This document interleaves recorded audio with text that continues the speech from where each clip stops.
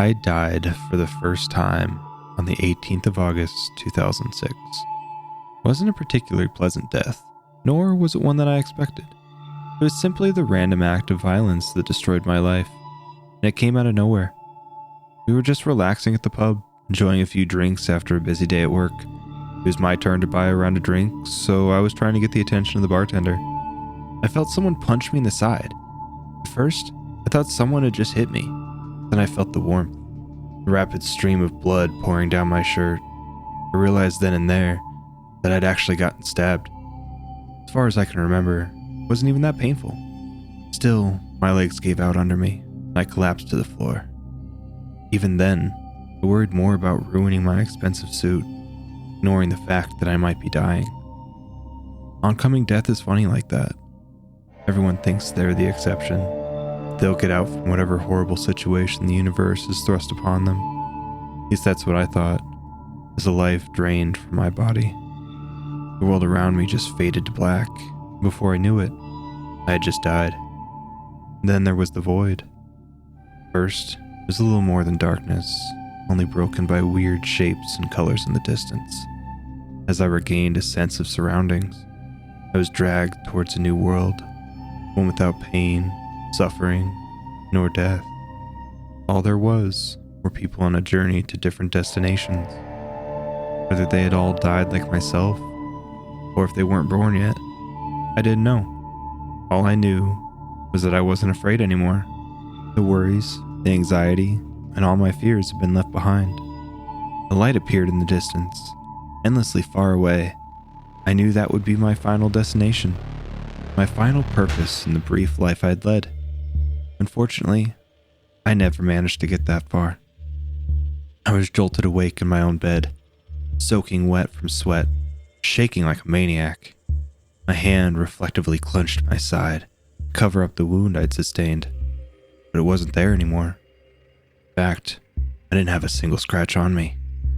Had it all been a dream? My phone lit up at the bedside table. I picked it up to find dozens of text messages and missed calls. "Hey man, we're at the pub. You coming or what?" First message read, sent at 9:43 p.m. "Hey Rick, where the hell are you?" Second message read, sent at 10:23 p.m. Then there were a couple of phone calls. Another message. "Guess you fell asleep. Maybe you're getting lucky? Whatever. I'll drink another shot in your honor. Happy birthday, Rick." Then I had over 20 phone calls and a singular message that sent shivers down my spine. "For fuck's sake, pick up the damn phone. Something happened to Danny." I immediately called back. My fingers were trembling both from anticipation, from the memory of what had happened only a night ago. Even if my death had been little more than a nightmare, I knew for sure that I'd met up with my friends at the pub. The phone rang 3 times, and Jake picked up. "Rick, is that you? Where the hell are you?" Jake asked with a panicked, tired voice. I don't know what happened. I guess I fell asleep?" I half-asked, half-stated. "Danny got stabbed last night," Jake said without listening to my explanation. "Stabbed? How?" "I don't know. Some nutjob just walked up to him and stabbed him in the side." I almost dropped my phone in shock. Danny had been attacked just like myself, in exactly the same place. 1,000 thoughts rushed through my mind, but worry quickly became my main concern. "Is he alright?" "He's still in surgery. They're only letting his wife know about..." "Wait, here she comes." Jake put his phone down, but I could still hear the muffled sound of their discussion. Danny's wife seemed upset, but I couldn't make out the words. "Jake?" I asked. He's dead." "Danny's dead." The next few moments turned into a blurry haze of information. We'd all known Danny since we were kids, and now he was just gone. The murderer never even made it out from the pub. Apparently he got shot by one of the patrons as he tried to attack another guest. Still, I just couldn't shake the feeling that I was supposed to die that night.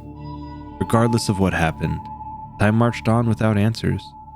Some of our coworkers quit after Danny's death, trying to hopelessly move on. I didn't blame them. I also needed some distance. Never even told them what I experienced that night. Wouldn't have helped them anyway. A year passed, and I hardly spoke to any of my friends. Started to get some semblance of normalcy in the wake of Danny's death.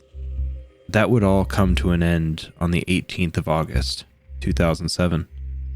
My birthday had arrived yet again, and I had absolutely no intention of celebrating it. Instead, I called in sick to work, bought a bottle of whiskey, spent the day playing video games. By the time day had given way to night, I'd almost finished the bottle. Even as a rather large guy, the alcohol had hit me hard. At around 9 o'clock, I just passed out in bed, waiting a horrible hangover in the morning. I only woke around midnight when I heard the front door forcefully break open, followed by footsteps and whispers. I tried to get up, still drowsy from the alcohol. As I took one step out from my bed, I slipped and came tumbling down onto the floor. It produced a massive crash, loud enough to alert whichever intruders had broken in. "I thought you said no one would be home," a man said angrily. "Don't worry about it. I'll go deal with them." The footsteps moved quickly in my direction.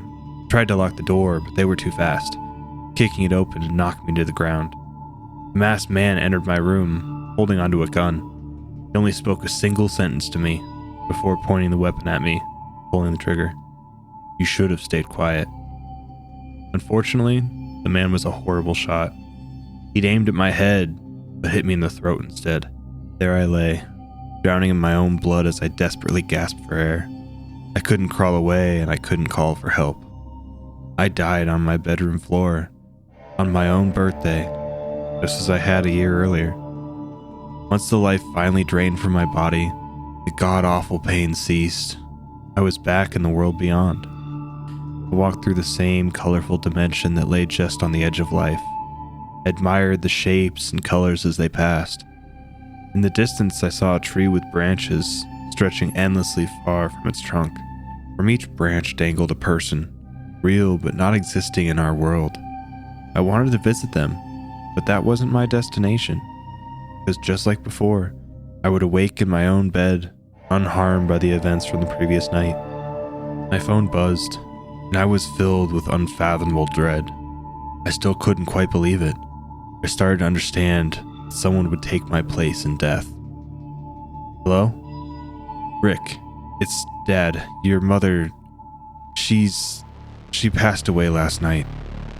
A lump formed in my throat. I knew what was coming next, but I had to ask. "How? What happened?" "The police say it was a burglary gone wrong." "I don't know. I was working late. I should have been there." The discussion trailed off from there. My dad was distraught and could barely form coherent sentences. He blamed himself for not being there, but I knew the truth. It was my fault. During the next 2 months, he fell into a deep depression. I couldn't blame him. He'd just lost the love of his life. I moved in with him just to help him pick up the pieces. Put on a strong face, trying his best to keep the ship afloat, but I could tell how close he was to just breaking down. If only I'd been there. It wasn't your fault, Dad. Had you been there, you might be gone too. You don't know that. But I did know, because the burglars weren't ever supposed to visit my parents' house. They were supposed to kill me. I had to come clean. I had to let them know the truth, but how could I? Half a year passed. The secret ate at me. After everything that had happened, I still didn't know how to explain it. Still, I decided it was time to share my curse. "Dad, can we talk?" "Yeah? What's going on?" He asked with a worried expression on his face. He knew me well, and he could tell a heavy burden was weighing me down. I started by telling him about my first death, down to the smallest detail. Of course, it matched everything that people had witnessed in the pub that night, even the location of the stab wound. I told him Danny had taken my place in death, and that I felt guilty. Naturally, he was skeptical at first, and I told him about my mother. I didn't spare him any details. Told him where I'd gotten shot. The door had been broken down and there were 2 robbers. Every detail matched perfectly down to the letter. "I'm so sorry, Dad. It was my fault. I killed her." He just sat there in silence, processing what I'd told him. "It wasn't your fault." I was confused. There wasn't a single ounce of anger in his words, only overwhelming empathy. "How can you say that? She didn't have to die." He mulled over his next words carefully before speaking. "You didn't do anything wrong, Rick. You just went about your life, and these things happen to you. I don't know why you've been brought back or even how, but you're not to blame for what is done to you. So you believe me? I asked. He nodded and embraced me in a hug. Suddenly, I wasn't alone in the world anymore. Someone knew what was happening to me. What if it happens again? Then we'll get through it together. He stood by these words, even as my next birthday rolled around. That death was more tame. I just slipped in the shower and broke my neck. Last thought that went through my mind as I left the world for a third time was, how fucking cliche. Once again, I woke in my bed. I called out for my dad, making sure he was still alive, horrified that he might have taken my place. I couldn't even breathe until he came rushing to my side, asking what had happened. I broke my neck, but I'm fine, I think. It took a while before I figured out who had taken my place that time. Once I heard that my boss had died, something broke inside me.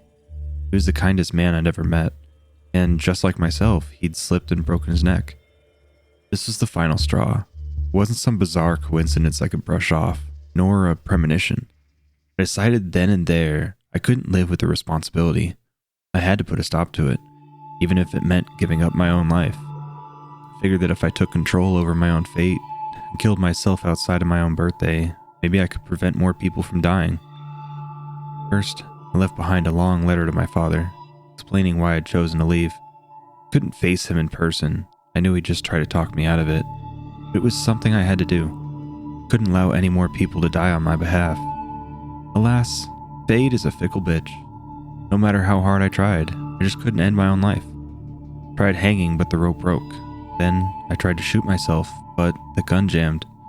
When that failed, I tried to drive my car into a tree, but somehow I survived that as well. Any attempt was met with failure. All I could do was to wait for my next birthday and let someone die in my place. No matter how many times I tried, I couldn't die. I was a slave to destiny, and it was destroying me. 2009, I was hit by a drunk driver, and my girlfriend took my place. In 2010, I drowned, and my kind neighbor had to go through that death. 2011, died from a brain aneurysm, which ended up killing my aunt. And so on and so on. Each year I'd die, and a person close to me would take my place. Kept trying to find a way out, but fate wouldn't have it. Years went by, and on the 18th of August, 2019, I would die for the 14th time. I'd already fallen sick a week earlier, much to the doctor's confusion. According to each and every laboratory value, I was fine, yet I kept getting sicker. My father and I both knew my time was near, but we also knew I'd be forcibly brought back. Then, at midnight on my birthday, my heart just gave out. I was jolted awake in my own bed, and the sickness was little more than a distant memory. "Dad?" I called out. No response. I got out of bed and called his name again. I was met with silence. I didn't have to call out a third time. I already knew what had happened. Carefully walked into his room, horrified at what I knew would come. He was dead. Just gone from a heart attack. He'd taken my place, and I could do nothing to save him. Funeral came and went in a blur. The only noticeable thing was the missing seats from the people who had passed before him. Some of them had lived their own lives and died as nature intended, but a number of them were supposed to live on. Instead, they'd just taken my place in death. I inherited a number of things from my father. Among them, I found a letter addressed to me. It looked rather worn, so I could tell he'd written it a long time ago. "Dear Richard, today is your birthday, and it has officially been a year since your mother passed. While I miss her greatly, I'm thankful to still have you around. I know that if she was given the choice, she would want you to live. I feel the same way. We both know that I might one day take your place in death. Never doubt that I would happily give my life, if it means that you may live. You didn't choose this curse. Never blame yourself. Just do what every person is supposed to. Appreciate the people around you, because you never know which day may be their last. I love you, Dad." Since I read that letter, I've been looking for a way out. My father might want me to stay behind, but how can I live on, knowing that I'm taking someone's place? I've long since left town, living by myself in a cabin somewhere away from people. Hopefully, if I have no one left that cares for me, people will stop dying. at least until I can figure out how not only to die, but how to actually stay dead.